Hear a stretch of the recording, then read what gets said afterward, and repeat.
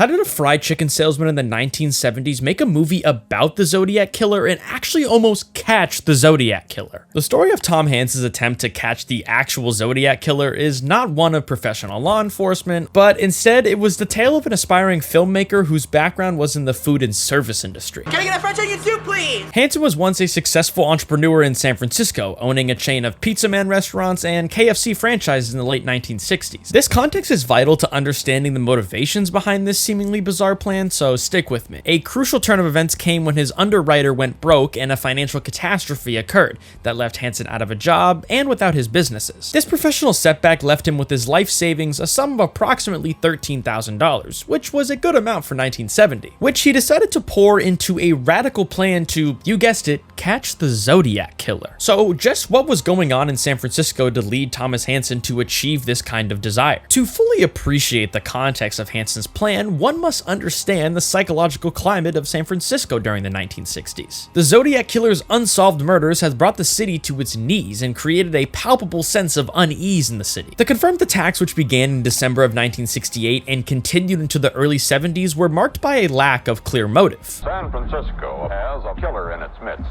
He had this black hood on, little slits in the eyes. He goes around killing people by rope, by gun, by knife, and he says, I'm gonna call myself Zodiac.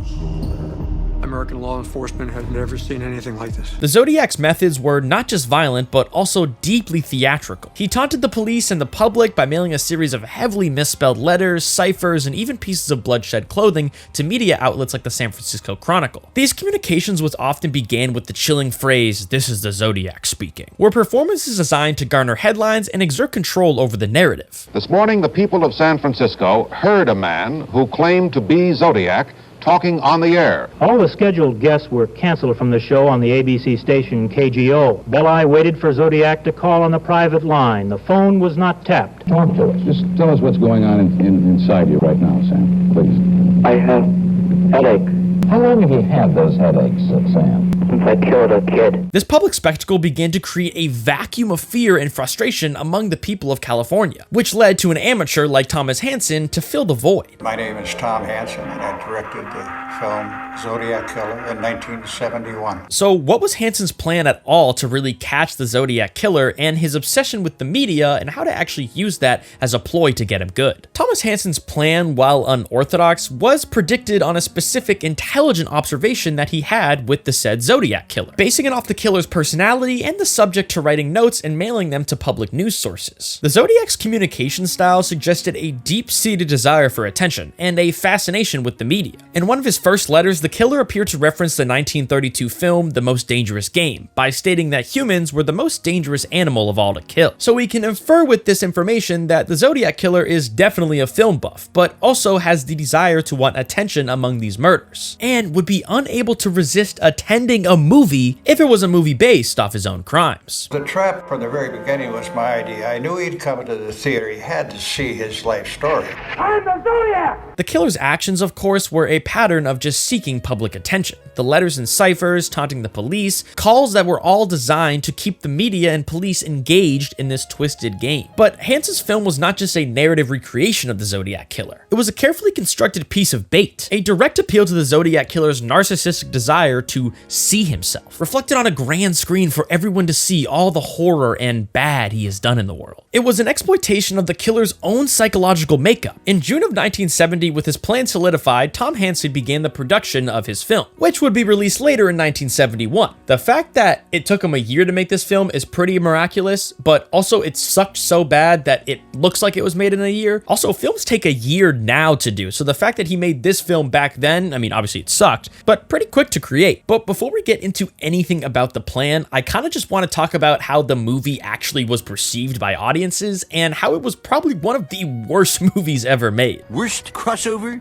ever. Granted, we can infer that Hansen never actually has made a film in itself and was just making this film as bait, so was it any good at all? Probably not. But this kind of ended up just becoming a similar thing to The Room, where someone was really desiring to make a good movie and it actually just sucked. Oh, hi, Mark. Only The Room, for Tommy Wiseau's case, wasn't actually desiring to catch a killer, but was just to make a good film, and it totally sucked. Let me introduce you to the new Joker. The Zodiac Killer holds a 26% approval rating on Rotten Tomatoes, rating a 4.1 out of 10. However, IMDb does give it a modest score of 5.3, and a lot of people compared it to a 16mm film home movie with actual no substance, and the movie just kind of felt like a throwaway. Granted, because it pretty much was a throwaway. But apart from the really bad acting, people do kind of notice that it had this particular charm centering around the Zodiac Killer, and the topic itself was interesting enough, but the execution just did not hit the mark. But the plan to get him in the room to watch the movie definitely did. The project was a low-budget affair, costing only $13,000, all of his money by the way, and took significant creative liberties with the actual investigation. While the film did recreate real live events such as the Lake Berryessa attack, it added numerous fictional elements, including invented murders and a sensational backstory for the killer. The reason why this is so good for the actual killer to want to go and watch the film is that if details were gotten wrong, this person would want to see those details wrong and make them right. And also, if there was a sensationalized backstory for the killer being made, showing him in maybe a good light or showing his reasons to be reasonable, the killer is obviously going to want to see that because it's like, yeah, damn straight I did. I wanted to kill those. I did the right thing. Perhaps the most significant creative choice was the film's depiction of the Zodiac's identity, in a move that would later take on chilling qualities. The film portrays the killer as a much put upon postal carrier named Jerry. The film's opening credits even feature a prologue that declares that the movie's goal is to not make commercial success, but to create an awareness of a present danger, and that its content is based on known facts, even though making up some known facts and also making up a known backstory that isn't true. This self-serious framing, combined with the film's explicit mission, elevated it from a simple exploitation movie into a unique piece of tabloid horror history. And after the movie was about to premiere, it was time for Project Golden Gate, the ultimate plan to catch the Zodiac Killer. Hansen's trap was set for the film's premiere, which took place at San Francisco's RX Golden Gate Theater on April 7, 1971. He did not inform the theater management of law enforcement or of his plan altogether, as he feared the police would shut down the operation. Zodiac, a name that strikes fear to a city of 2 million. A brain that baffles the world's best criminologists. The centerpiece of this plan was sitting right in front when you walked into the theater. The sting was a contest to win a new Kawasaki motorcycle that was displayed in the lobby. The bait was a set of contest cards that attendees were required to fill out with their answer to the question, I think the Zodiac Killer kills because. These cards were actually served as a primary method for obtaining handwriting samples. The big thing about the Zodiac Killer's letters is among the cryptic writing that was actually there, his handwriting was pretty unique and almost illegible. Obviously, you could read it, but it wasn't really like handwriting. It was mostly like scribble hieroglyphics that eventually made words. So to find the actual handwriting of the Zodiac Killer was needed to be a pretty unique handwriting sample. So to get an excerpt saying why the Zodiac Killer kills and someone writing why he thinks, if the Zodiac Killer was to write how he thinks he kills or why he kills, the handwriting would be pretty similar because he's writing about something he desires to write about. Instead of just putting like your telephone number, your address, or your name and last name, it's not really a good sample. And Hansen's tactical team consisted of himself and 6 other of his friends. A volunteer was literally crouched inside the box, taking the cards as they were dropped and tasked with comparing the handwriting to each sample with the Zodiac's known public letters. It was also being done in real time, so the fact that he was sitting under a table while people were dropping in their tickets with their writing and he was comparing them to Zodiac handwriting in that hot box while everyone was just like minding their business, kind of epic. What's in the fucking box? A second team member was hidden in the freezer within sight of the podium, ready to act as a goon or rent-a-cop to apprehend or interrogate anyone whose handwriting raised a red flag. Did he really need to be in the freezer? I feel like he could have been like adjacent to the stage or like up high up at a vantage point. In the freezer just makes no sense. I hope he had like a coat. We'll get into what happened to the freezer guy though. Where's Lurch? He's in the freezer. The plan's reliance on amateurs and improvised measures was both in its most audacious and its most vulnerable features. The following table on screen provides a clear breakdown of the operational roles and challenges. We can see that Thomas Hansen was the overall command, surveillance, and suspect interrogation lead. I will say though, one of his operational challenges was bathroom breaks and a lack of police authority, seeing as he notified nobody about his elusive plan. We have the podium lookout who was sitting under the table as the cards was going in, as he was doing handwriting analysis in real time. His operational challenge is also bathroom breaks because he's quite literally under a table where he cannot escape because people would definitely see him, and loss of critical entry. If he did find the Zodiac Killer in there, he would either have to get out of the table or radio to someone that, yo, we found the right guy, which could raise suspicion if you heard someone talking from under a box that you're putting in a card for.